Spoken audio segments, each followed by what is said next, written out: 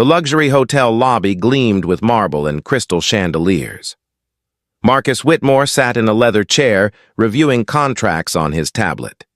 As CEO of Whitmore Industries, he had exactly 20 minutes before his next meeting, a potential merger worth hundreds of millions.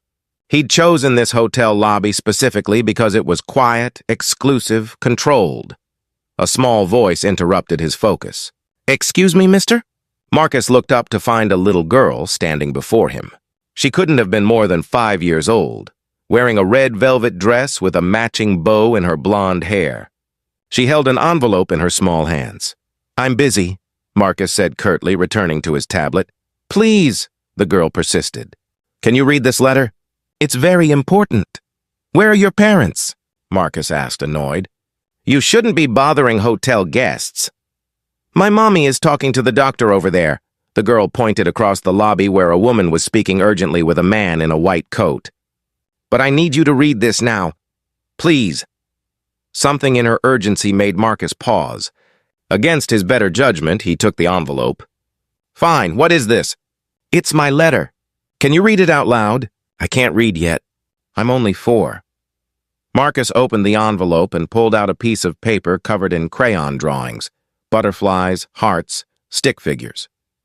At the top, in adult handwriting, were the words, "Emily's final wish list." Marcus felt something cold settle in his stomach. "What is this?"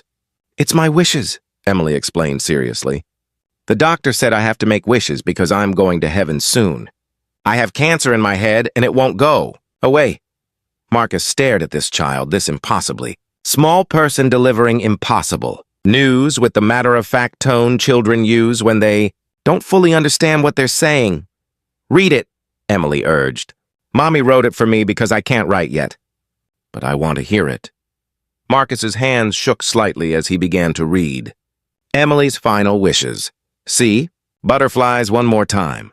Eat chocolate. Ice cream for breakfast. Tell mommy it's okay to be sad. 4. Ask a busy man to slow down. Make someone smile. 6. Be brave like Daddy was. Brave! Marcus stopped reading, his throat tight. "Why does it say like Daddy was brave?" "Daddy died when I was 2, Emily said. "He was a soldier. Mommy says he was very brave. I want to be brave like him when I go to heaven." Marcus couldn't speak. This child, this tiny person in a red dress, was dying, and she'd interrupted his day to ask him to read her final wishes. "Can you help me with number 4? Emily asked. "Ask a busy man to slow down." "That's you. You're very busy. I watched you for 10 minutes, and you never looked up from your tablet. Not even once." "I have important work," Marcus said, his voice unsteady. "More important than butterflies?" Emily asked with genuine curiosity. Yes, I'm closing a business deal. Will the business deal make you happy?" Marcus had no answer for that. "Mommy says Daddy used to be busy all the time, too," Emily continued. "Work, work, work. Then he went to the war and he didn't come back. Mommy wishes he'd been less busy before he left. She wishes they'd done more butterfly watching." Marcus felt tears threatening, something that hadn't happened in years. "What do you want me to do?" "Slow down," Emily said simply. "Just for a little bit. Look around, see things. I'm running out of time to see things, so I see everything now. But you have lots of time and you're not looking at anything." Across the lobby, Emily's mother noticed them and started walking over, apology already on her face. "I'm so sorry," she said, reaching them.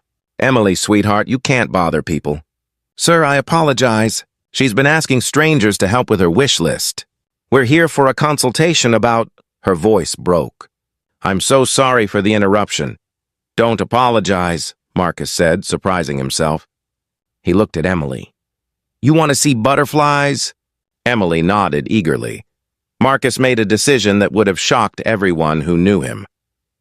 He closed his tablet, canceled his meeting with a quick text, and stood up. "There's a butterfly conservatory 20 minutes from here. I've driven past it 1,000 times but never stopped. Let's go see butterflies." Emily's mother looked stunned. "You don't have to—" "I want to," Marcus said and realized he meant it. "If that's okay with you." They went to the conservatory. Marcus, Emily, and her mother Sarah. Emily was enchanted. chasing butterflies with the energy of a healthy child, her terminal diagnosis invisible in those moments. Sarah explained that Emily had an inoperable brain tumor. They'd tried everything. Now they were making memories and completing Emily's wish list in whatever time remained.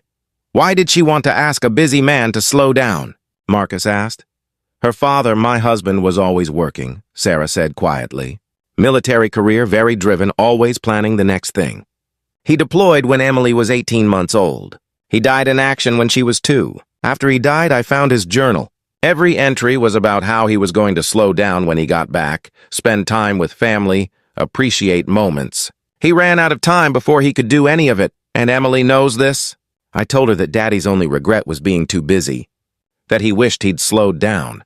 She's been worried about busy people ever since. She thinks they're all going to die before they realize they should have been paying attention. Marcus felt something break open inside him. She's not wrong. They spent 3 hours at the conservatory. Emily showed Marcus her favorite butterflies, explained why some were prettier than others, made him hold still so a butterfly would land on him. When one finally did, a blue morpho butterfly settling on his shoulder, Emily clapped with pure joy. You slowed down and the butterfly came, she said. That's how it works. You have to be still. On the drive back, Emily fell asleep in her car seat, exhausted but happy. Thank you, Sarah said. You didn't have to do this. You had a meeting. The meeting can wait, Marcus said. This couldn't. He asked if he could stay in touch, if he could help with the other wishes. Sarah, surprised and touched, agreed. Over the next 2 months, Marcus helped Emily complete her list. He arranged for her to have chocolate ice cream for breakfast at a fancy restaurant. The chef made it special. He was there when Emily told her mother, "It's okay to be sad," watching Sarah cry while holding her daughter. He saw Emily make strangers smile simply by offering them hand-drawn pictures. "Why are you doing this?" Sarah asked one day. "You're a CEO. You must have better things to do." "I don't," Marcus said honestly. "I spent 15 years building a company and ignoring everything else. My ex-wife left because I was never present. I have no children, few friends, a calendar full of meetings about things that don't actually matter. Emily asked me to slow down, and I realized I'd been running for years without knowing where I was going or why." Emily's condition worsened. One evening, Marcus visited her in the hospital. She was weak but still determined to complete number 6 on her list. Be brave like Daddy was brave. Are you scared? Marcus asked gently. A little, Emily admitted. But Mommy says being brave doesn't mean not being scared. It means doing hard things even when you're scared. Your daddy would be very proud of you. Do you think you'll be brave now? Emily asked. Will you keep being slow? I promise, Marcus said. You changed how I see everything. Emily smiled. Good, that was my secret wish, number 7. I wanted the busy man to stay slow forever. Emily passed away 3 weeks later, surrounded by her mother and nurses, with butterflies painted on the hospital room walls that Marcus had arranged. At her funeral, Marcus gave a eulogy that shocked everyone who knew him. Emily interrupted my day 2 months ago, he said. I was annoyed. I was busy. I had important meetings and business deals and a calendar full of things that seemed urgent. She asked me to read her final wish list. Number 4 was, ask a busy man to slow down. She chose me, a stranger in a hotel lobby who couldn't even look up from his tablet. That choice saved my life. He explained how Emily had taught him that being present matters more than being productive, that butterflies and ice cream and hand-drawn pictures are more valuable than any business deal. That running out of time is only tragic if you never stop to see what you were running past. I can't get back the 15 years I spent rushing, Marcus said. But because of Emily, I won't waste the years I have left. She asked a busy man to slow down. I slowed down. And in slowing down, I finally started living. Marcus restructured his life completely. He stepped back from daily operations at his company, appointed a COO to handle routine matters. He established the Emily Foundation, supporting families of children with terminal illnesses. He volunteered at children's hospitals, reading to kids, sitting with families, being present. He stayed close to Sarah, helping her through grief, becoming the friend she needed. Eventually, carefully, it became something more. 2 people who'd loved and lost, finding unexpected hope in each other. Emily would be happy, Sarah said one evening 2 years after Emily's death. They were at the Butterfly Conservatory, the place where everything had changed. She asked me to slow down, Marcus said. I didn't know then that slowing down would lead me to you, to this. To actually being alive instead of just being busy. A blue morpho butterfly landed on his shoulder, the same type that had landed on him that first day with Emily. She's saying hello, Sarah said, tears in her eyes, and reminding me to stay slow, Marcus added. Years later, Marcus would tell Emily's story to business leaders, to CEOs drowning in meetings, to anyone who'd listen. He'd show them Emily's letter, now framed in his office, and explain how a 4-year-old's final wish had shattered his carefully constructed life and rebuilt it into something real. She was dying and she worried about me, Marcus would say, a busy stranger who couldn't look up from his tablet. She spent her precious remaining energy teaching me to slow down.